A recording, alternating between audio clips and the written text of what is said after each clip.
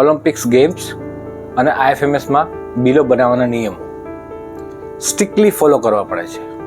Almost ये सरकार के पीछे चलते जाओ कहाँ जाओगे, मेरी चैनल पे ही आओगे. जो તમારી ઓફિસમાં એ સરકાર તમે યુઝ કરતા હોય તો મેં 3 વિડીયો બનાવ્યા છે, તમને પ્લેલિસ્ટમાં ઉપર દેખાતા હશે. એ 3 વિડીયો જોઈ લેજો, તમારું આખું ઈ સરકાર ક્લિયર થઈ જશે. આજના IFMSના વિડીયોમાં આપણે અવરજવર પુસ્તિકા અને બિલ રજિસ્ટરમાં નંબર કેવી રીતે પાડવા, IFMS કયા બ્રાઉઝરમાં ઓપન કરવું, જાવાનું કયું વર્ઝન યુઝ કરવું જેથી કરીને આપણે બિલો અપ્રૂવ કરી શકીએ. જ્યારે આપણે બિલ ટ્રેઝરીમાં દાખલ કરીએ ત્યારે બિલમાં કઈ કઈ વસ્તુ લખવી એના વિશે પણ આપણે આજ વાત કરીશું. તો આજનો વાર્તાલાપ ચાલુ કરીએ. You ready? Let's go.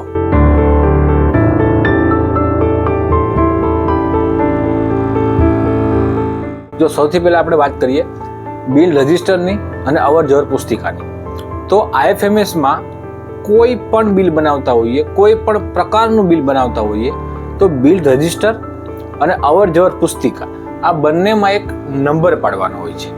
સૌથી પહેલા આપણે નંબર પાડીશું બિલ રજિસ્ટરમાં, અને બિલ રજિસ્ટરમાં જે નંબર પડશે એ નંબર આપણે અવરજવર પુસ્તિકામાં પણ લખીશું. તો જો આ છે આપણું બિલ રજિસ્ટર, કચેરીનું નામ, શહેરનું નામ, કાર્ડેક્સ નંબર અને મેસેન્જરનું નામ. હવે આપણે આમાં જે નંબર આવતો હોય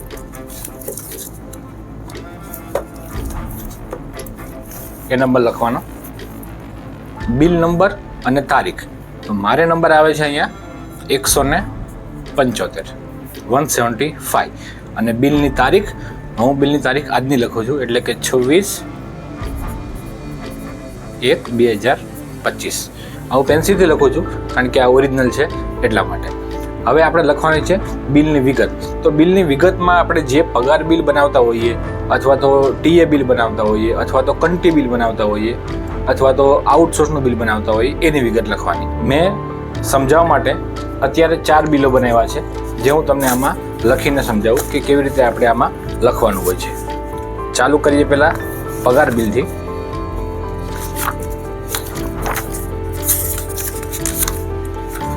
તો આ GTR 30 મતલબ આ પગાર બિલ છે.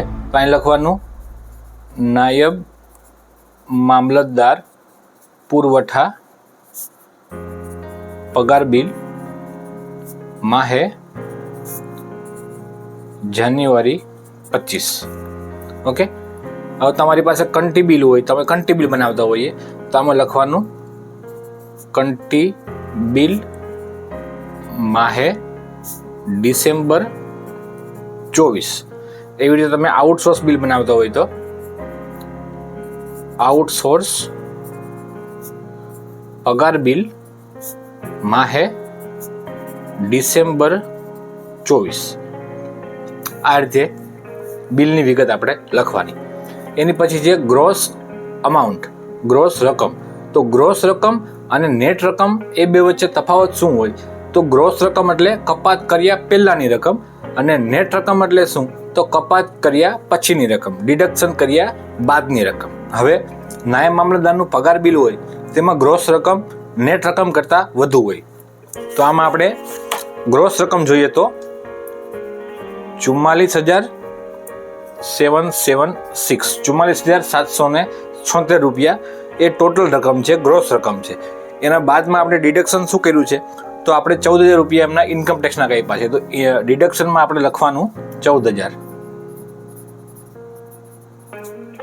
અને નેટ રકમ, ગ્રોસ રકમ માઇનસ ડિડક્શન બરાબર નેટ રકમ, એ આપણા બિલની રકમ થાય. આ જે રકમ છે એ રકમ આપણે અહીંયા નેટમાં આવશે. તો કે 30,776. ઓકે. આ રીતે તમારે લખી દેવાનું. અને જે આ છે ગેઝેટેડ ઓફિસરે સહી કરેલ અને તારીખ. તો એના માટે આપણે આ કાર્ડેક્સ વાળો સિક્કો છે, આ કાર્ડેક્સ વાળો સિક્કો આ જગ્યાએ મારી દેવાનો, જેમાં અધિકારીનો હોદ્દો આવે, કચેરીનું નામ અને શહેર અને કચેરીનો કાર્ડેક્સ નંબર. આ ટાઈપનો અહીંયા સિક્કો મારી અને અહીંયા આપણે તમારા જે અધિકારી હોય, જે DD હોય એની આપણે આમાં સહી કરાવી દેવાની. એક વસ્તુમાં ખાસ યાદ રાખવાની કે દર વર્ષે જે માર્ચ મહિનો આવે છે, અત્યારે કેમ 175 નંબર આપણે આવ્યો છે આમાં, તો એ રીતે 1 માર્ચથી તમે જે પણ બિલ બનાવો ને ત્યારે તમારો બિલ રજિસ્ટર નંબર અને અવર જવર નંબર બે 01થી સ્ટાર્ટ થાય. મતલબ તમારા 28 ફેબ્રુઆરીએ 25 તમારો 200મો નંબર આવ્યો હોય અને તમે 1 માર્ચ 2025 કોઈ બિલ બનાવતા હોય તો એ તમારે બિલ નંબર તમારે 01 આપવાનો. તો આટલી વાત હતી બિલ રજિસ્ટરની. હવે વાત કરીએ અવર જવર પુસ્તિકાની. તો અવર જવર પુસ્તિકામાં આપણે એ જ ડિટેલ લખવાની છે જે હમણાં આપણે બિલ રજિસ્ટરમાં લખી. તો અવર જવર પુસ્તિકાનો ક્રમાંક, આ જે ક્રમાંક આવે છે એ અવર જવર પુસ્તિકાનો આવે છે. તો મારે અહીંયા ક્રમાંક આવે છે 223. બિલ નંબર અને તારીખ. તો બિલ નંબર અને તારીખ આપણે બિલ રજિસ્ટરમાં હમણાં જે લખ્યું એ જ આમાં લખવાનું. તો 175/1/2025. બિલની વિગત ટૂંકમાં જે વિગત આપણે આમાં લખીએ એ જ વિગત આપણે આમાં લખવાની. નાયબ મામલતદાર પુરવઠા પગાર બિલ માહે જાન્યુઆરી 25. ચોખ્ખી રકમ એટલે નેટ રકમ. આ અહીંયા આપણે ગ્રોસ રકમ નથી લખવાની, અહીંયા આપણે નેટ રકમ લખવાની છે 30776. અને અહીં તમારા જે મેસેન્જર હોય એમને સહી કરાવી દેવાની અને ઉપાડ અધિકારીની સહી, એટલે જે ડીડીઓ છે ડીડીઓની તમારે અહીંયા સહીને સિક્કો મારી દેવાનો. આ રીતે તમારી ઓફિસનો સિક્કો અને અહીંયા તમારે જે ડીડીઓ હોય એની સહી કરાવી દેવાની. ઉપાડ અધિકારીની સહી થઈ જાય અને બિલ રજિસ્ટરમાં પણ ડિટેલ નખાઈ જાય. પછી જ્યારે તમે બિલ દાખલ કરવા જશો ત્યારે તમારો અહીંયા ટ્રેજરીવાળા જે એ હોય એ અહીંયા તમારો ટોકન નંબર લખશે અને અહીંયા તારીખ લખશે કે તમારું આ જે બિલ તમે દાખલ કર્યું એનો ટોકન નંબર આ છે અને આ તારીખે તમે બિલ દાખલ કરેલું છે. તો આ વાત છે બિલ રજિસ્ટરની અને અવર જવર પુસ્તિકાની. હવે વાત કરીએ કે ઓનલાઈન જે આપણે આઈએફએમએસમાં બિલો બનાવીએ છીએ, પ્રિન્ટો કાઢીએ છીએ, એમાં સિક્કા કેવી રીતે મારવાના અને બીજું શું શું ધ્યાન રાખવાનું. તો મેં 4 જે બિલો બનાવ્યા છે એ આ 4 બિલો છે. એક એફસી, એક ઓસી. આ બધાની ઓસી છે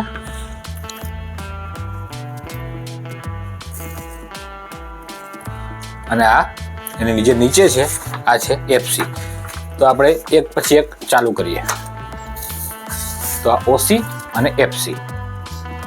તો જે એફસી હોય, આ જે એફસી કોપી છે એ ટ્રેજરીમાં દાખલ થાય એટલે એને હંમેશા આ લાલ ટેગ મારવાની, ક્યારે આવું સ્ટેપલર નહીં મારવાનું. સ્ટેપલર તમે ઓસીમાં મારો કારણ કે આ કોપી તમારી પાસે રહેવાની છે એટલે આમાં તમે સ્ટેપલર મારો તો ચાલે, પણ જ્યારે તમે ટ્રેજરીમાં બિલ દાખલ કરતા હોય, જ્યારે એફસી કોપી હોય તો એમાં હંમેશા તમારે લાલ ટેગનો જ ઉપયોગ કરવાનો, સ્ટેપલર મારવાનું નહીં. બીજી વસ્તુ કે એમાં તમારે પાવતી જોઈન કરવાની. આ ટાઈપની પહોંચ કે પાવતી કે રિસિપ્ટ જે આપણે કહીએ તેમાં એમાં કયું બિલ છે એની વિગત હોય, એ બિલ કઈ તારીખનું છે એની વિગત હોય, બિલ નંબર હોય, બિલની રકમ હોય, નેટ રકમ હોય. એટલે આ રકમ ને આ રકમ બે મેચ થાય અને રકમ શબ્દોમાં હોય, તમારા મેસેન્જરનું નામ હોય અને અહીંયા તમારે 2 જગ્યાએ મેસેન્જરની સહી કરવાની અથવા કરાવવાની અને આ 2 જગ્યાએ તમારા ડીડીઓ સહી કરે. અને સિક્કા કેવી રીતે મારવાના, હવે એક બિલ છે આમાં આપણે સિક્કા મારીને હું તમને સમજાવું. તો આ છે ઓસી કોપી અને આ છે એફસી કોપી. તો પહેલાં આપણે ઓસી કોપીમાં સિક્કા મારીને તમને હું સમજાવું. તો કોઈ બી બિલ હોય તો સૌથી પહેલાં એમાં લિસ્ટ ઓફ ચેક હોય, મતલબ ચેક લિસ્ટ હોય. તો એમાં આપણે અહીં કોઈ જગ્યાએ સિક્કો મારી દેવાનો. પછી આ GTR 35 છે, મતલબ આ ટીએ બિલ છે. તો ટીએ બિલમાં અધિકારીનો કોઈ જગ્યાએ હોદ્દો લખેલ નથી એટલે આપણે અહીંયા એક સિક્કો મારી દેવાનો. અહીંયા પણ કોઈ જગ્યાએ અધિકારીનું એ નથી એટલે નીચે એક સિક્કો અહીં મારી દેવાનો. અને જે છેલ્લું પેજ છે એમાં જે જગ્યાએ ડીડીઓનું ડેઝિગ્નેશન લખેલું હોય, ડીડીઓનું ડેઝિગ્નેશન આની ઉપર સિક્કો મારવાનો. બીજી કોઈ જગ્યાએ લખેલું હોય તો ત્યાં મારવાનો અને કોઈ જગ્યાએ ના હોય તો એક સિક્કો નીચે મારી દેવાનો. બસ આ થઈ ગઈ આપણી ઓસી કોપીમાં. એ જ રીતે એફસી કોપી. તો અહીંયા 2 જગ્યાએ તમારે જે ડીડીઓ હશે એ સહી કરશે. જે રીતે આપણે ઓસીમાં સિક્કા માર એ જ રીતે આપણે એફસીમાં સિક્કા મારવાના. એક અહીંયા, એક અહીંયા, એક સિક્કો અહીંયા અને બીજો સિક્કો અહીંયા. હવે આ જે છે એ ટીએ બિલ છે જે GTR 35માં બને છે.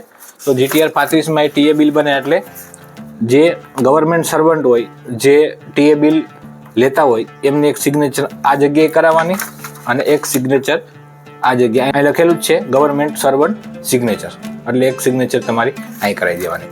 તો આ વાત થઈ ટીએ બિલની. હવે વાત કરીએ, આ બિલ છે RMC બિલ, મતલબ મેડિકલનું બિલ. તો એમાં પણ એવી જ રીતે અહીં તમારે મેસેન્જરની સહી કરાવવાની, અહીં તમારે ડીડીઓ સહી કરશે અને સિક્કા બી એવી રીતે જ મારવાના.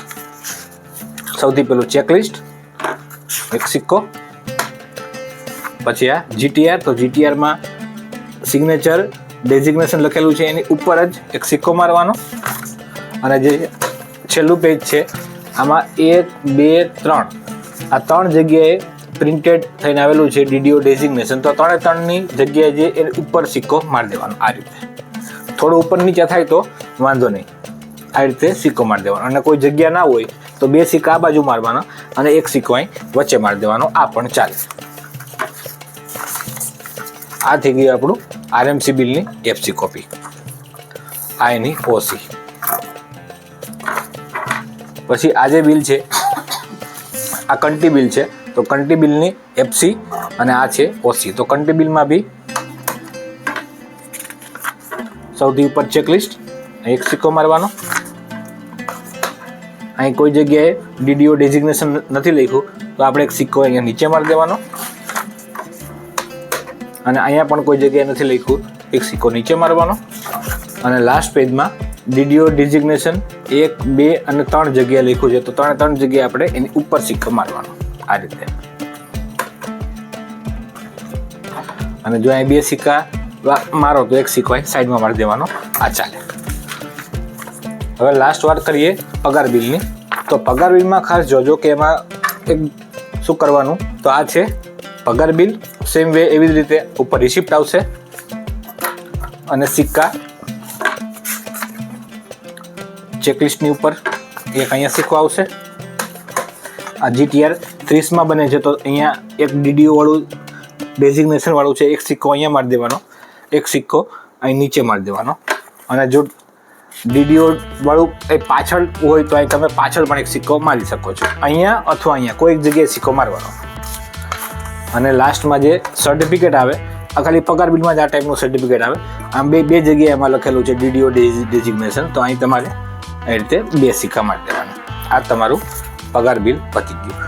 હવે બીજું શું કે પગાર બિલ તમે જ્યારે દાખલ કરો ને ત્યારે આ કર્મચારી જે છે એની જે જગ્યા મંજૂર થઈ હોય તો એની વિગત અહીં લખવાની કે સદર જગ્યા GAD ના ઠરાવ નંબર જે બી તમારી જગ્યા થઈ હોય તારીખ આથી કાયમી મંજૂર થયેલ છે. તમે કોઈ પણ પગાર બિલ દાખલ કરો ત્યારે તમારું FC કોપીમાં, આ FC કોપી છે, FC કોપીમાં લાલ પેનથી આ રીતે તમારે જગ્યા મંજૂર થયેલ હોય એ ઠરાવની વિગત લખી દેવાની કે સદર જગ્યા સામાન્ય વહીવટ વિભાગના અથવા જે બી તમારો વિભાગ હોય એનાથી તારીખ આથી કાયમી મંજૂર થયેલ છે. અને આ ટાઈપનો તમે લાલ કલરનો લાલ સાહેબનો સિક્કો બનાવીને અહીં માર દો ને તો પણ ચાલે. મતલબ ફ્રન્ટ પેજ પે લિસ્ટ ઓફ ચેકવાળા પેજ પર તમારે આ વસ્તુ લખવાની હોય છે. હવે તમારા DDO અવર જવર પુસ્તિકામાં, બિલ રજિસ્ટરમાં અને FC અને OC બંનેમાં સિગ્નેચર કરી દે પછી શું કરવાનું, તો આ જે OC કોપી છે આ તો આપણી પાસે રાખવાની છે આપણી ફાઇલમાં. હવે જે FC કોપી છે, FC કોપીને તમારે આ રિસિપ્ટ અને પેલું પેજ આ રીતે, એટલે અહીં તમને બિલ રજિસ્ટર નંબર આ બાજુ દેખાશે અને આ તમને દેખાશે અહીંયા અવર જવર નંબર. આને આ રીતે ફોલ્ડ કરી દેવાનું હાફ. આ રીતે અહીંયા ફોલ્ડ કરી દેવાનું. હવે હું તમને જે બતાવવા જઈ રહ્યો છું એ તમે જ્યારે ટ્રેઝરીમાં બિલ દાખલ કરવા જાઓ એ રીતે બતાવી રહ્યો છું. આ રીતે તમારે કોઈ બી બિલ તમે દાખલ કરવા જાઓ તો એનું પહેલું પેજ રિસિપ્ટ અને ચેકલિસ્ટ વાળું પેજ આ રીતે વાળી દેવાનું અને અહીંયા લખવાનું ઓનલાઈન, કારણ કે બિલ આપણે ઓનલાઈન કરીએ છીએ એટલા માટે.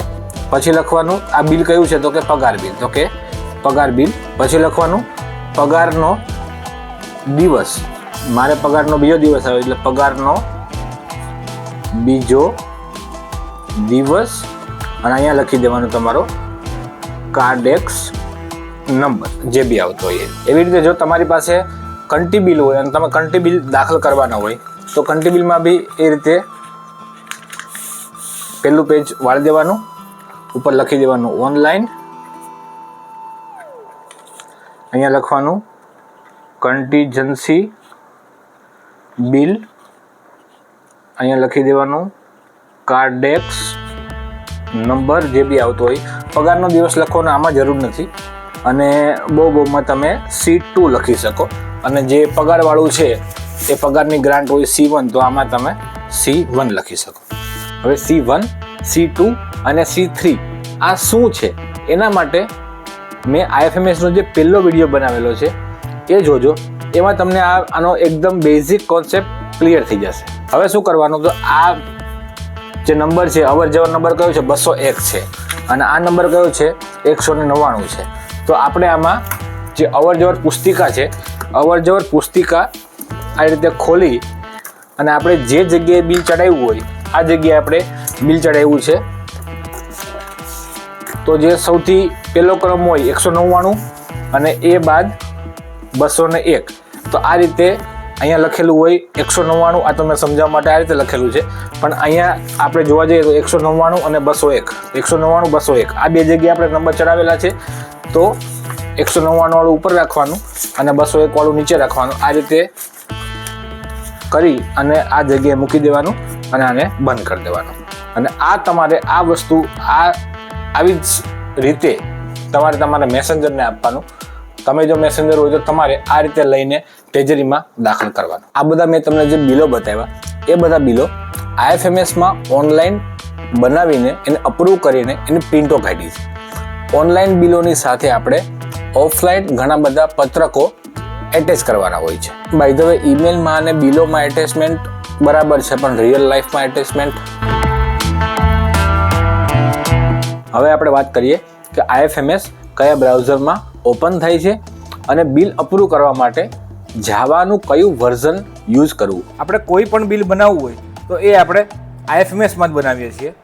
IFMS હંમેશા ઇન્ટરનેટ એક્સપ્લોરર અથવા તો માઇક્રોસોફ્ટ એજમાં ઓપન કરવાનું, પણ ઘણા સમયથી ઇન્ટરનેટ એક્સપ્લોરર બંધ થઈ ગયું છે એટલે આપણે IFMS હંમેશા માઇક્રોસોફ્ટ એજમાં જ ઓપન કરવાનું. હવે IFMS માઇક્રોસોફ્ટ એજમાં ઓપન કેવી રીતે કરવું એના વિશે સમજીએ. તો સૌથી પહેલાં માઇક્રોસોફ્ટ એજ ઓપન કરવાનું, એમાં લખવાનું G-Swan, એટલે અહીંયા એમની G-Swanની ઓફિશિયલ વેબસાઇટ ખુલશે.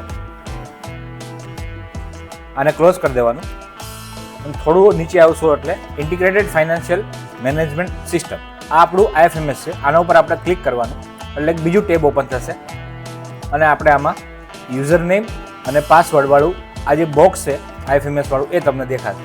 પણ અત્યારે તમે જોશો તો આ જે બોક્સ છે એ ડાબી બાજુ છે. એનો મતલબ એમ થયો કે IFMS જે ઓપન થયું પણ એ માઇક્રોસોફ્ટ એજમાં ઓપન થયું. ખરેખર આપણે IFMS ઓપન કરવાનું છે ઇન્ટરનેટ એક્સપ્લોરરમાં.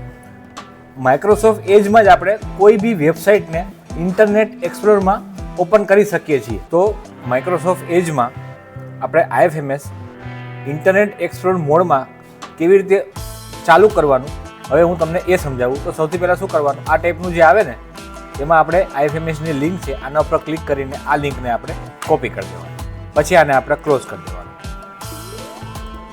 પછી આ વાળું જે પેજ છે માઇક્રોસોફ્ટ એજનું એમાં અહીંયા જે 3 ડોટ્સ છે 3 ડોટ્સ ઉપર ક્લિક કરવાનું અને અહીં તમારે સેટિંગમાં જવાનું.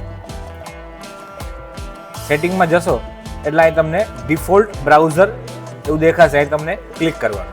અહીં ઉપર ક્લિક કરશો એટલે અહીં તમને ઇન્ટરનેટ એક્સપ્લોર મોડ પેજીસ, એટલે માઇક્રોસોફ્ટ એજમાં જ તમારે કોઈ એવી વેબસાઇટ હોય કે જે તમારે ઇન્ટરનેટ એક્સપ્લોરમાં ખોલવી હોય, ઓપન કરવું હોય તો એ તમે અહીંયા એડ કરી દો તો એ તમને ઇન્ટરનેટ એક્સપ્લોરરમાં ખોલશે. તો એડ કરીને આપણે જે હમણાં Ctrl+C કોપી કર્યું IFMS લિંક, એને હવે આપણે અહીંયા Ctrl+V થી પેસ્ટ કરીએ અને આપણે એડ ઉપર ક્લિક કરીએ. એટલે અહીં તમને એક પેજ દેખાશે IFMSનું.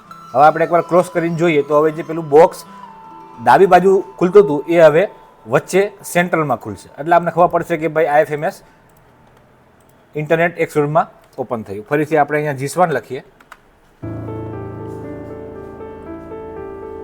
અને ક્લોઝ કરીએ અને આની ઉપર ક્લિક કરીએ એટલે બીજું ટેબ ઓપન થશે. જો એ જ પેજ છે પણ આ વચ્ચે આવ્યું, મતલબ હવે આ IFMS જે ઓપન થયું, લિંક ઓપન થઈ, એ માઇક્રોસોફ્ટ એજમાં જ ઇન્ટરનેટ એક્સપ્લોરરના મોડમાં ઓપન થયું. મતલબ આ વચ્ચે આવી ગયું. મતલબ હવે આમાં આપણે યુઝર અને પાસવર્ડ એન્ટર કરીએ તો આપણે આમાં બિલ પાસ કરી શકીએ. બસ આ પ્રોસેસ તમારે એકવાર કરવાની છે. અને આનાથી વિશેષ જો તમારે કરવું હોય તો તમે જ્યારે ઓપન કરો, જ્યારે ઓપન કરો માઇક્રોસોફ્ટ એજ, તો તમને આવું દેખાય. આમાં તમારે GSWAN લખવું પડે અને પછી તમે એની વેબસાઇટ ઓપન થાય, પછી તમે IFMS ઉપર આ રીતે ક્લિક કરો અને પછી તમને આ ટાઈપનું પેજ દેખાય. જો આવું ના કરવું હોય તો એના માટે એકવાર હોમ પેજ સિલેક્ટ કરી દો અને ફરીવાર લિંકને કોપી કરો અને ક્લોઝ કરી દો. ફરીવાર 3 ડોટ્સ પર ક્લિક કરો, સેટિંગમાં જાઓ. સેટિંગમાં જઈને અહીં તમને start home and new tab page એના ઉપર ક્લિક કરો અને અહીં તમારું ઓપન ધીસ પેજ, આમાં ક્લિક કરીને પેજીસમાં એડ ન્યૂ પેજ, આમાં તમે IFMS વાળી લિંક Ctrl+V કરીને પેસ્ટ કરી દો અને એડ કરો. ફરીવાર ક્લોઝ કરો. એટલે હવે તમે જેવું માઇક્રોસોફ્ટ એજ ખોલશો એટલે તમને સીધું જ IFMS નું પેજ ઓપન થશે. જો સીધું IFMS પેજ ઓપન થયું અને વચ્ચે આવી ગયું. આમાં તમે તમારો યુઝર આઈડી અને પાસવર્ડ નાખીને લોગિન કરી શકો છો. આ વાત થઈ IFMS ઓપન કઈ રીતે કરવું માઇક્રોસોફ્ટ એજમાં એની. હવે બીજી વસ્તુ એ છે કે જ્યારે આપણે બિલ બનાવી દઈએ ત્યારે આપણે બિલમાં ડિજિટલ સાઇન કરવાની હોય અથવા તો સાઇન કરવાની હોય, જે તે DDO. તો એ સાઇન કરવા માટે આપણે જાવાની જરૂર પડે છે. તો IFMSમાં કોઈ બી બિલ આપણે અપ્રૂવ કરવું હોય, સાઇન કરવું હોય તો એમાં આ જે જાવા છે, જાવાનું જે આ વર્ઝન છે એનો જ ઉપયોગ થાય છે. આની લિંક હું તમને ડિસ્ક્રિપ્શનમાં આપી દઈશ ગૂગલ ડ્રાઈવમાં, જેમાંથી તમે આ જાવાને ઇન્સ્ટોલ કરી શકશો. તમારે આ જ જાવા ઇન્સ્ટોલ કરવાનું છે તો જ તમારું બિલ અપ્રૂવ થશે, સાઇન થશે. તમારે ચેક કરવું હોય કે ભાઈ મેં જે જાવા ઇન્સ્ટોલ કર્યું છે એ મને IFMSમાં માટે બરાબર છે કે નહીં, તો એના માટે આપણે ફરીથી IFMS ઓપન કરવાનું. અહીં તમારું યુઝર આઈડી, અહીં તમારો પાસવર્ડ, સબમિટ એટલે ઓપન થશે. હવે હું તમને ખાલી બતાવવા માટે કે આપણું બરાબર ઇન્સ્ટોલ થયું છે કે નહીં, તો કોઈ બી સેન્ટ ટુ ટીઓ વાળું બિલ હોય એના ઉપર આટલા બધા બિલો સેન્ટ ટુ ટીઓમાં છે, આમાંથી હું આના ઉપર ક્લિક કરું છું. જે હું એના પર ક્લિક કરીશ ને એટલે નીચેની સાઈડ તમને આવું દેખાશે, રન ધીસ ટાઈમ. એટલે તમને જેટલી વાર આવું દેખાય ને એટલી વાર તમારે રન ધીસ ટાઈમ ઉપર ક્લિક કરવાનું. તમે જ્યારે બી IFMS ઓપન કરો તમને આ ટાઈપનું મેસેજ આવે ત્યારે હંમેશના માટે તમારે રન ધીસ ટાઈમ ઉપર ક્લિક કરવાનું. અપડેટ ઉપર ક્યારે પણ ક્લિક નહીં કરવાનું. આ તમારું જાવા સક્સેસફુલ ઇન્સ્ટોલ થઈ ગયું છે અને આપણે જે વર્ઝન જોઈએ છીએ એ જ વર્ઝન ઇન્સ્ટોલ થયું છે તો જ તમને આ ટાઈપનું દેખાશે. અહીંયા હંમેશા માટે તમારે રન ધીસ ટાઈમ આપવાનું. If you like this video, then please subscribe my channel and press the bell icon for more videos. મળીએ નવા વિડીયોમાં.